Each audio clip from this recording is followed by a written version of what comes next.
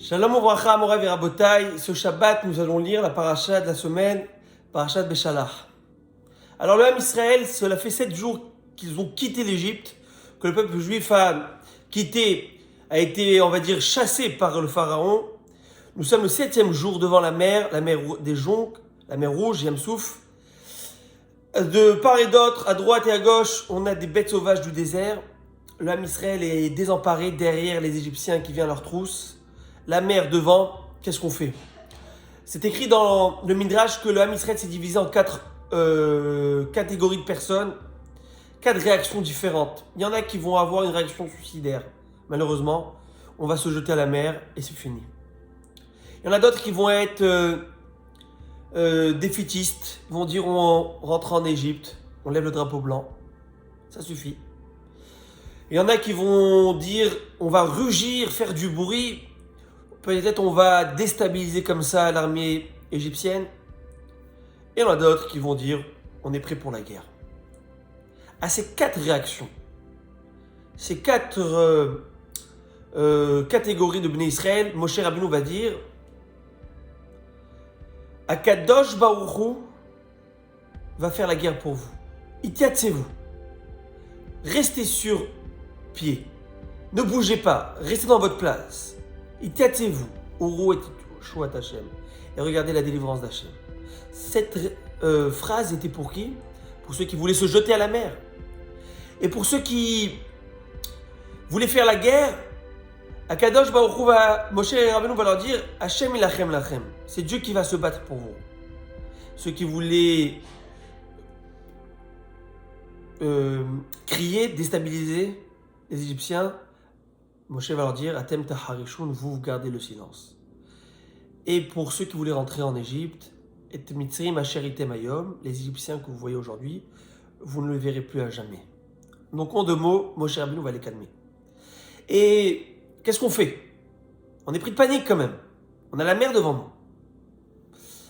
Et là, Moshe Rabbeinu va commencer à prier à Hachem. Prier d'ouvrir la mer, de faire quelque chose. Et là, on va voir ce verset incroyable où Hachem va dire à Moshe Rabbeinu Matitzak elai daber ben Israël veisaou. Qu'est-ce que tu appelles? Qu'est-ce que tu demandes? Matitzak. C'est quoi ce cri que j'entends de ta part? C'est quoi ce cri que j'entends de ta part? Daber ben Israël veisaou. Dis au ben Israël d'avancer. C'est à moi que tu demandes? Demande au ben Israël d'avancer simplement. Et Rachid expliquait ce verset qu'il y avait un dialogue entre Moïse, Moshe et Hachem. Hachem écoute la prière de Moshe où il demande de faire un miracle, d'ouvrir la mer. Et il prie énormément. Vous imaginez la prière de Moshe? Et là, Akadosh Baruch Hu va lui dire ce n'est pas le moment de être marbé des tefila. Ce n'est pas le moment de rallonger dans la prière, d'augmenter la prière. Le Ham Israël est en détresse, il faut agir. Rentre dans la mer.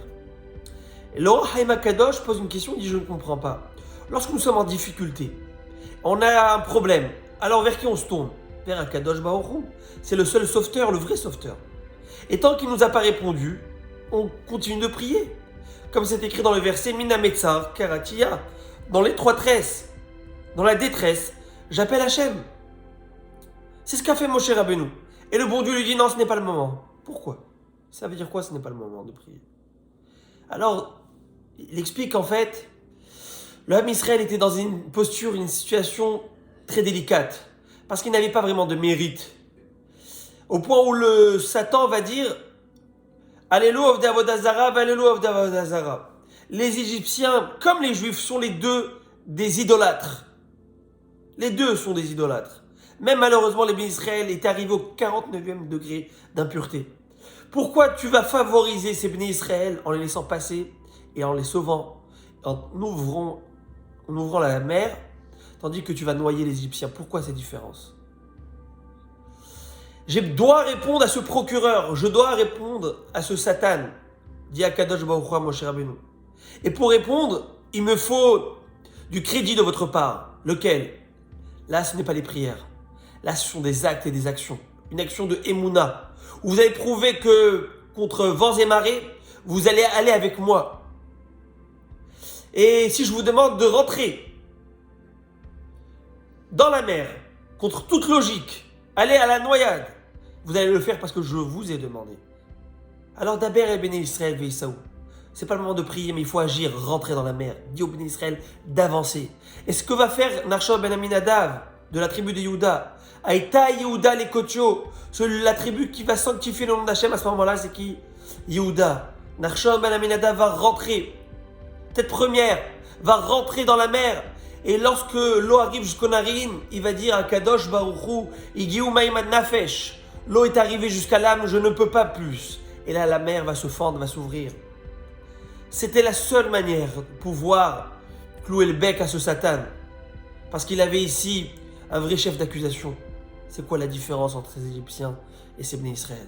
Et nous, on a prouvé, par cette émouna qu'on a, de rentrer parce qu'à Kadosh Baruch Hu a demandé, ça nous suffit. On rentre.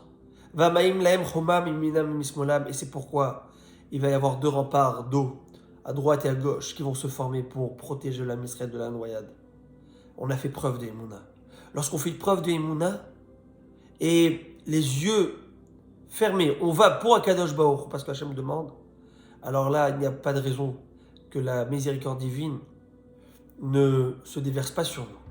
Et c'est comme si ça s'est passé à l'époque, ça se passera dans la dernière Géoula, dans la dernière Yeshua, dans le dernier exil. Maintenant, lorsqu'on a une Emouna parfaite, on a une Emouna en Kadosh Baruch Hu que quoi qu'il se passe, maintenant dans le monde, il y a des raisons à cela. Et qu'on ne faiblit pas dans notre Emouna, on ne faiblit pas dans notre foi en Kadosh Baruch Hu. Et qu'Akadosh Baruch Hu, il a un plan bien précis. Et que l'on fait tout notre maximum de faire sa volonté.